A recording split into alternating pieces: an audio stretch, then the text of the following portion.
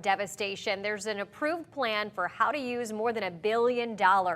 Today, Lee County Commissioners voted to accept the Resilient Lee Recovery and Resilience Plan. The approved plan has 43 initiatives aimed at medium and long-term recovery needs to help the community recover from Hurricane Ian and defend against future storms. Wink News anchor Emma Heaton is live outside Commission chambers in downtown Fort Myers. Emma, when and where does this plan get started?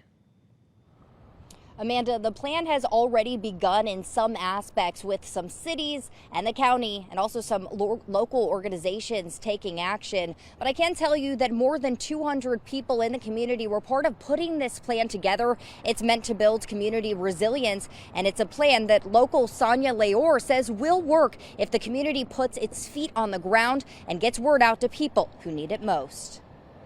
From the catastrophic wind, waves, storm surge, to the devastating aftermath, neighborhoods in shambles, homes in ruins, lives ripped away. You either fix it or the blood gonna be on your hands. Sonia Leor has been helping with recovery efforts since Ian, has kept her eyes on county commissioners, watched the formation of the Resilient Lee Task Force. More than a year later, heard commissioners vote to accept the Resilient Lee Recovery and Resilience Plan. It includes 8 recovery branches, including areas like economic recovery, workforce, and infrastructure, and focuses on collaboration using various funding sources, like federal disaster relief and HUD's Community Development Block Grant disaster recovery funding.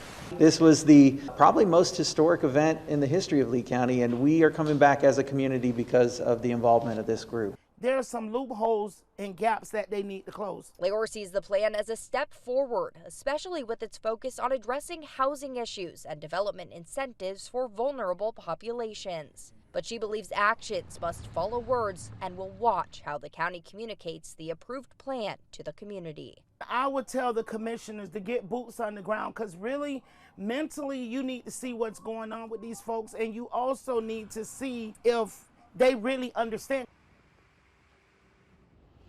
Leor said there are so many who will need to be guided through this plan to find out how it specifically pertains to them and their situation. Now, the task force has worked on this plan for the last 15 months, and the chairman is Lee County Commissioner Kevin Ruane. In downtown Fort Myers, Emma Heaton, Wink News. There's still no agreement to redevelop an area known as an eyesore to many. Yesterday, the Fort Myers City Council and Pitch Prime, the group picked to redevelop City of Palms Park, did not come to an agreement. They'll meet again on April 1st, where a new plan will be presented. Either way, before going into private development, Pitch Prime wants to get the soccer up and running and bring a team by next year.